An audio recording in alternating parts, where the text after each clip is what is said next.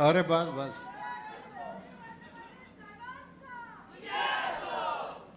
राष्ट्रवादी काँग्रेस पक्षाच्या या आजच्या सभेच्या निमित्तानं व्यासपीठावर उपस्थित असलेले आजच्या कार्यक्रमाचे प्रमुख पाहुणे, राष्ट्रवादी काँग्रेस पक्षाचे राष्ट्रीय अध्यक्ष, महाराष्ट्राचे उपमुख्यमंत्री नामदार अजितदादा पवार, आपल्यासमोर भाषण करून गेलेले माननीय खासदार सुनीलजी तटकरे,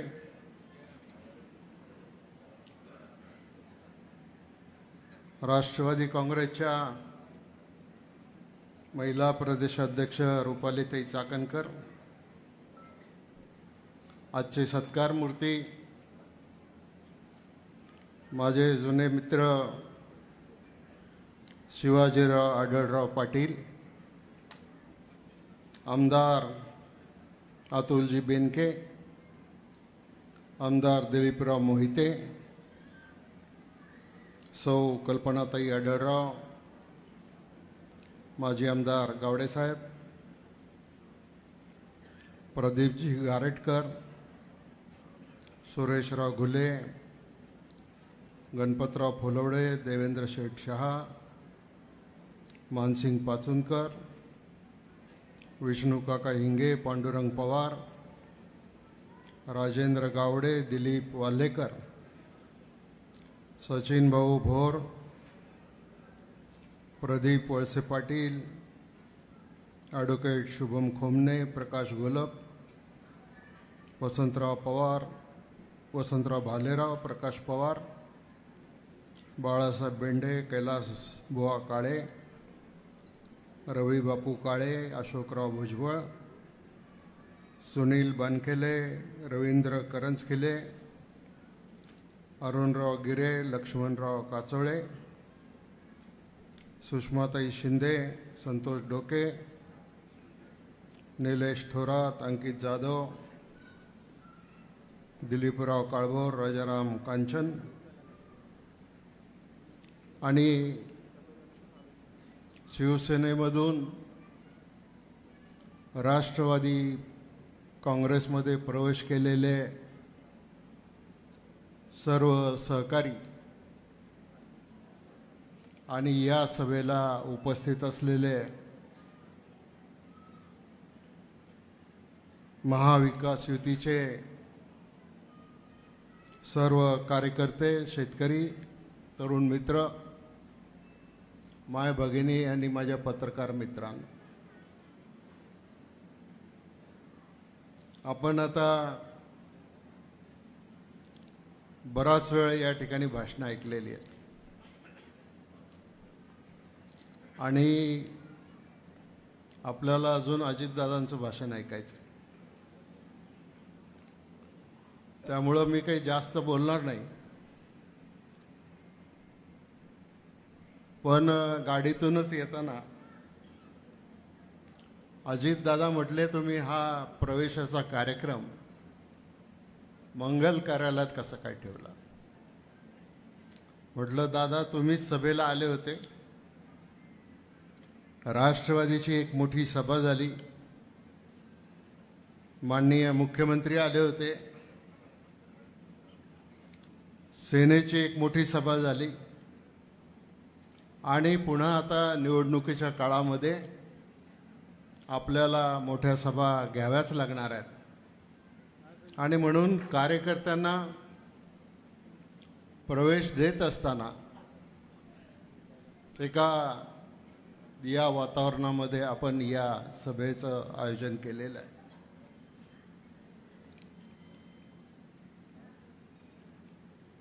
शिवाजीराव, मी तुमचं मनापासून स्वागत करतो.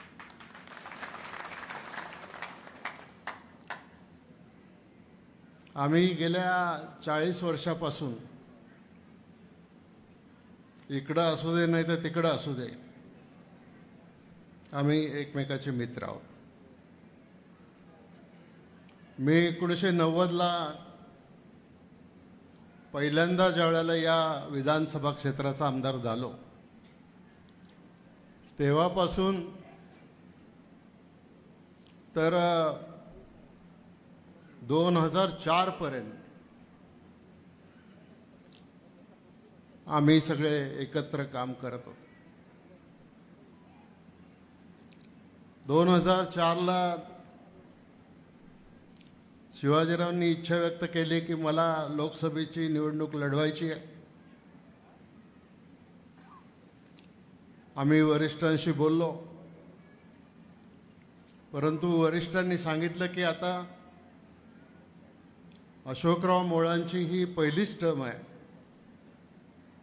लगेच त्यांना कसं बदलता येईल आणि त्यामुळं तुम्ही मांडलेला विचार निदान यावेळेला तरी मान्य करता यायचा नाही. मग त्यांनी दुसरा मार्ग पत्करला. शिवसेनेमध्ये गेले, लोकसभेला उभे राहिले, लोकांचा आशीर्वाद त्यावेळेला मिळाला आणि ते निवडून आले. आमचा संघर्ष चालूच होता, पण मगाशी जसं तटकरे साहेबांनी सांगितलं की हा तालुका काय आहे मला कळतच नाही की लोकसभेला यांना मतं देतात आणि विधानसभेला तुम्हाला मतं देतात.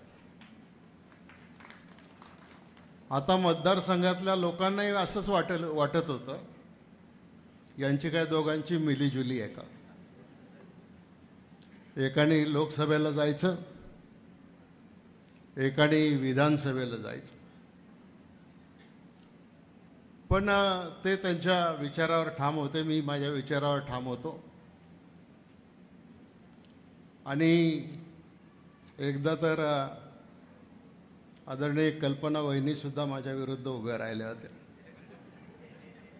आणि ज्या वेळेला कल्पना वहिनी माझ्या विरुद्ध उभ्या राहिल्या त्यावेळेला लोकांना कळलं यांच्यात काही मिलीजुली नाही म्हणून. झाल्या निवडणुका, विधानसभेच्या निवडणुका झाल्या. शिवाजीराव, एका गोष्टीसाठी तुम्ही माझे आभार माना. शिवाजीराव, एका गोष्टीसाठी तुम्ही माझे आभार माना. मी तुम्हाला विधानसभेला उमेदवार सुद्धा दिले.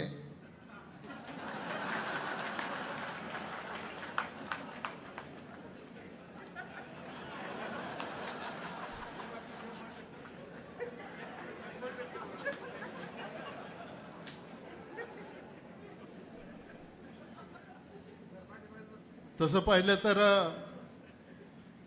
आपल्या तालुक्याचा लोकसभेचा इतिहास जर पाहिला तर आधी अण्णासाहेब मगर आपले खासदार होते आणि ते काँग्रेसचेच होते. नंतर रामकृष्ण मोरे साहेब आपले खासदार झाले. त्याच्यानंतर किसनरावजी बानखेले साहेब खासदार झाले. त्याच्यानंतर नानासाहेब नवले खासदार झाले. त्याच्यानंतर निवृत्तीशेठ शेरकर खासदार झाले. त्याच्यानंतर अशोक मोहोळ खासदार झाले. पुन्हा 2009च्या निवडणुकीमध्ये आपल्याच पक्षातल्या एका पुढाऱ्यांनी आव्हान स्वीकारलं आणि ते म्हटलं, शिवाजीरावला काय मी माझ्यासारखा कार्यकर्ता उभा राहिला तर असंच पाडून टाकेन. आणि त्यांना उमेदवारी दिली आणि शिवाजीरावांनी सांगितलं 3 लाखाने तुम्ही विजयी झाला. आलं का नाही लक्षात?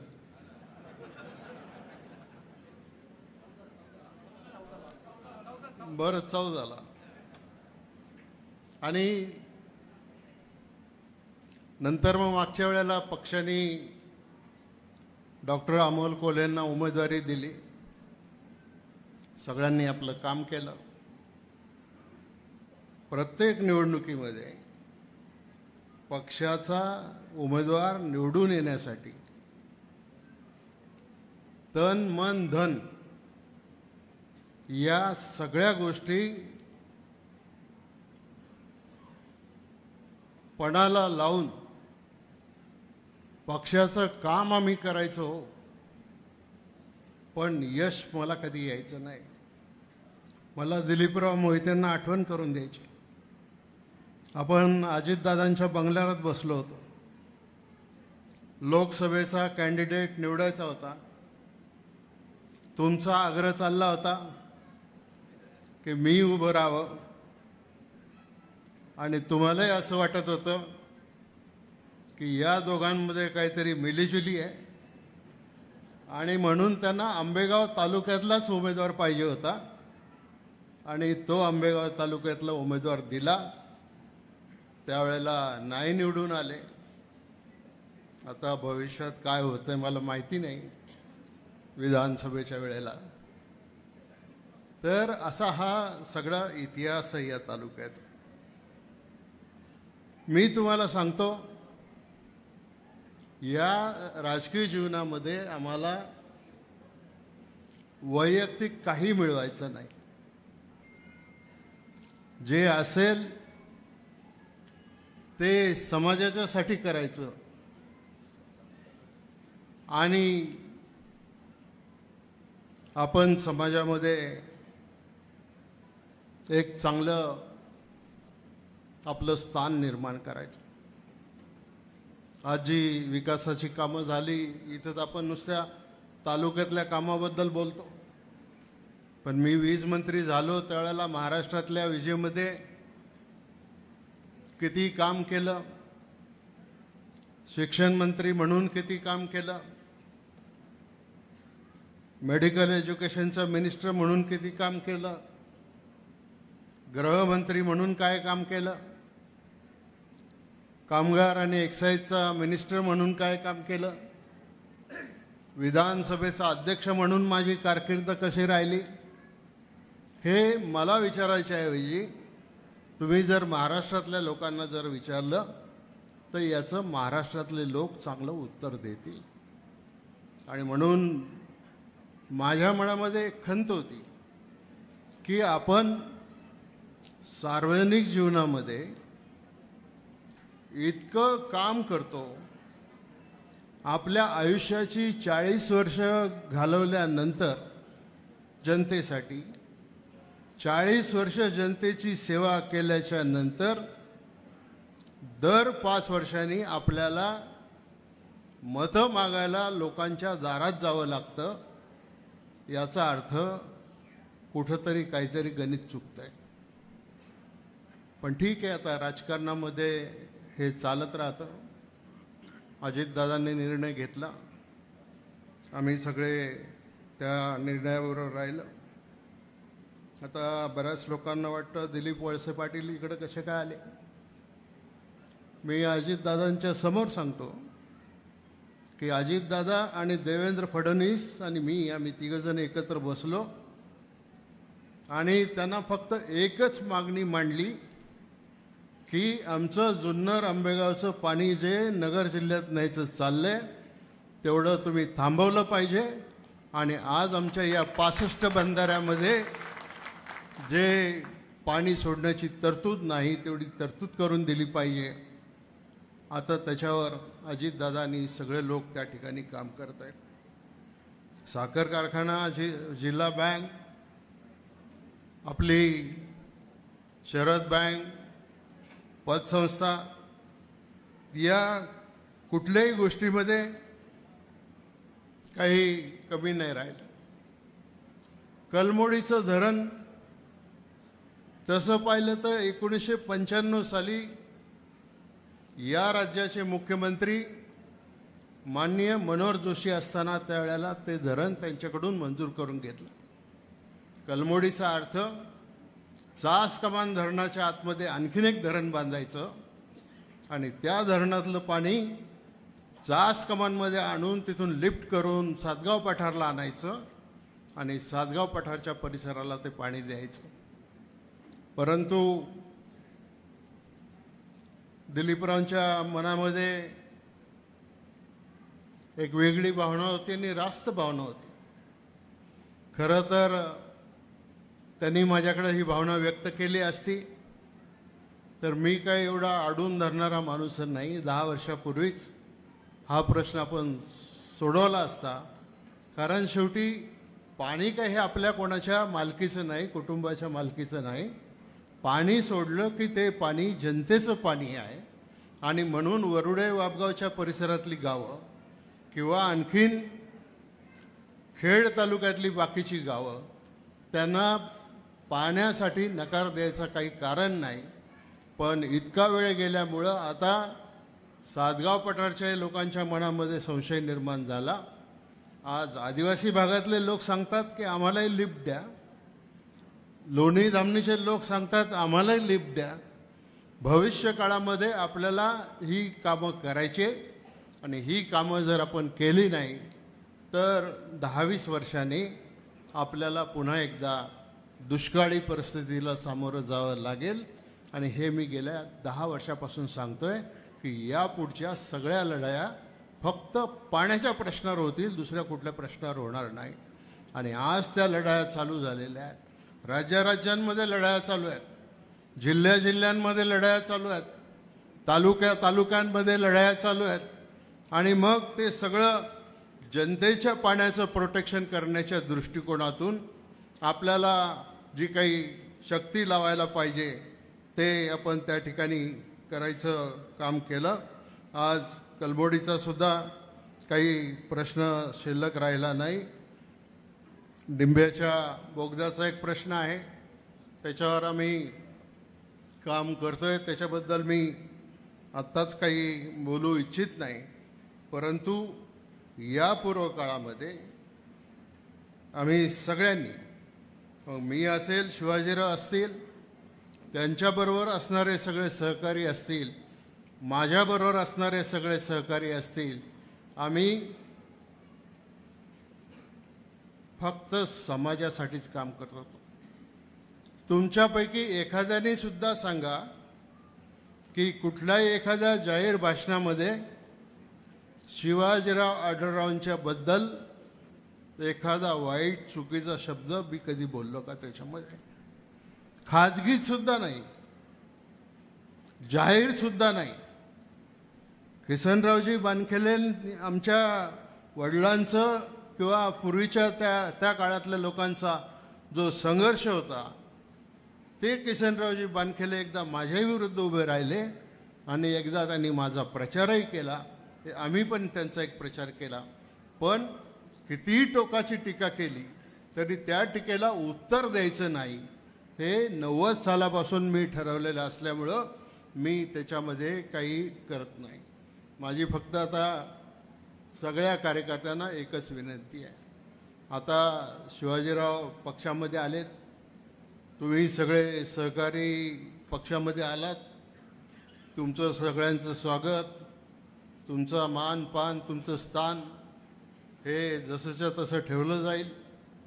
आणि आपण सगळे एक दिलाने याच्यामध्ये काम करूया. आणि शिवाजीरावांना सुद्धा मला सांगायचं आणि कार्यकर्त्यांना सुद्धा सांगायचं की कृपा करून पक्षामध्ये गट तटाचं राजकारण तयार करू नका. नाहीतर मग हा दादांच्या गटाचा, हा दिलीप पाटलांच्या गटाचा, कान भरणारे लोक खूप असतात. मग आम्ही हलके कान जर ठेवले तर त्याच्यातूनही आणखीन काही गोष्टी तयार होतात. आणि म्हणून आपल्याला जर आपल्या तालुक्याचा इतिहास खऱ्या अर्थानं एक सुवर्णमय अक्षरानं लिहायचं जर असेल तर आपण या सगळ्या याच्यामध्ये हे काम केलं पाहिजे. आणि शेवटी आपली सगळ्यात महत्त्वाची जी इच्छा आहे की तुमची आमची सगळ्यांची हीच इच्छा आहे की एक ना एक दिवस माननीय अजितदादा या महाराष्ट्राचे मुख्यमंत्री झाले पाहिजे.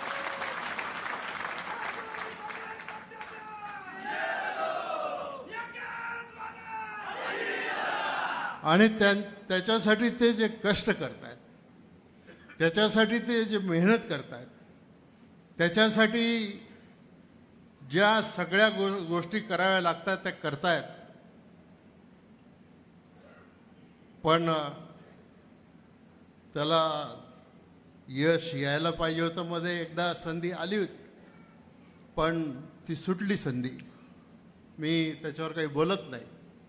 आणि दादा, तुम्ही आमच्या मतदारसंघात इथं आलात, नजीकच्या काळामध्ये दुसऱ्यांदा तुम्ही इथं आलात. तुमचं मार्गदर्शन आम्हाला सगळ्यांना ऐकायचं आहे. आणि पुन्हा एकदा निवडणुकीच्या काळामध्ये एखादी मोठी सभा, एकदम मोठी अशी जंगी सभा आपण पुन्हा त्याच्यामध्ये अरेंज करू आणि त्याच्यामधून जनतेपर्यंत पोचण्याच्या दृष्टिकोनातून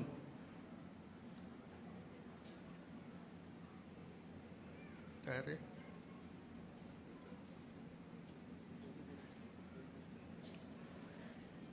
तर एवढं बोलून मी या ठिकाणी थांबतो आणि माननीय अजितदादांना विनंती करतो की आपण मार्गदर्शन करा.